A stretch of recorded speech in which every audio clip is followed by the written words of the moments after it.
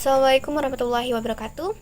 Hi everyone, my name is Desilia Srutami and my NPM 2441201 from the Accounting 24A study program. Here I will explain about the principle of economics, which is one of the topics in the Introduction to Microeconomics course taught by Ms. Dwi Tirta Kencana as a MSAK.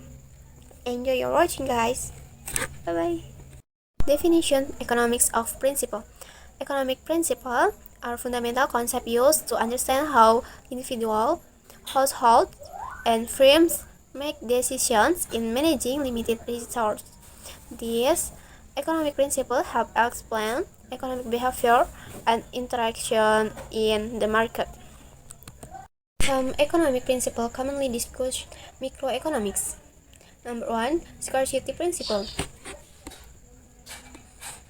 Scarcity refers to the condition where the available resources are insufficient to meet all human needs, which are unlimited. Because of scarcity, every economy must make choice about how to use these limited resources. Microeconomics analyzes how individuals and firms make decisions based on this scarcity. Number 2. Choice principle.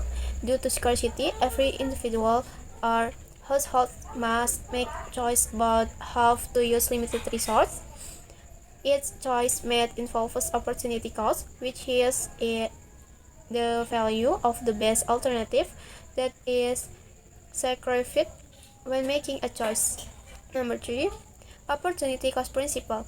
Opportunity cost is the value of the goods or services that are sacrificed in order to obtain another good or service.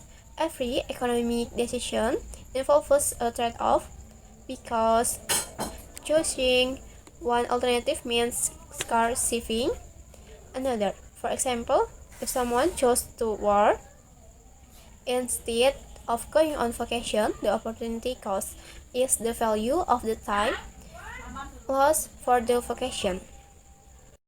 Number 4.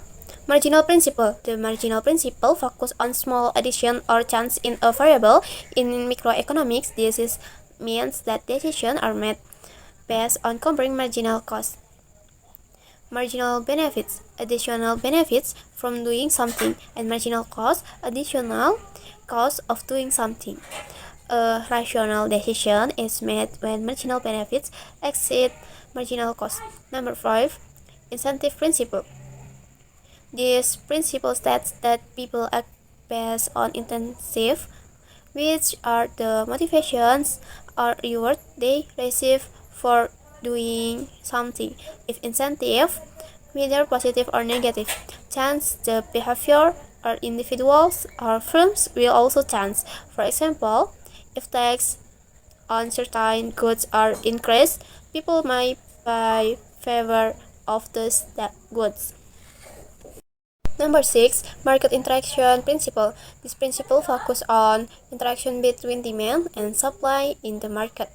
Microeconomics studies how the price of goods and services are determined by the interaction between consumers who want the goods or service and producers who supply the goods or service. The law of demand and law of supply govern how price and quantities of goods are offered and demanded in the market. Number 7. Comparative advantage principle. Comparative advantage is the principle stating that individuals, firms, or countries should specialize in producing goods or services that they can produce at the lowest opportunity cost. This allows for higher efficiency through specialization and trade, so all parties can benefit from trade. H. Efficiency principle.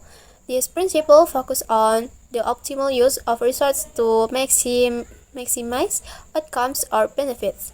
In microeconomics, efficiency means that no other allocation can improve one party can without reducing another party can. Allocative efficiency occurs when resources are used to produce goods and services that society deserves. And technical efficiency occurs when goods are produced in the most resource efficient way. 9. Distribution principle. Distribution principle refers to how income and wealth are distributed within society. Microeconomics studies how labor markets, wages, and income are divided among various factors of production such as labor, capital, and entrepreneurship. 10. Free market principle. In a free market, price and quantities of goods are determined by market force without government intervention. This principle assumes that the market has a supply and demand mechanism that regulates the allocation of resources efficiently. However, in reality, markets often require regulation to address market failure such as monopolies or externalities. Application of economic principle in daily life. Consumer decisions, for example, choosing between processing good A or B, considering price, quality, and need. Production decisions, firms must decide how much to produce, whatever, to save on production costs or improve product quality. Government policy. Governments use economics principle to design policies that impact resource allocation such as tax policies, subsidies, or market regulation. Well, that's the explanation about the principle of economics from me. I hope it's useful. See you in the next video. Wassalamualaikum warahmatullahi wabarakatuh. Bye bye.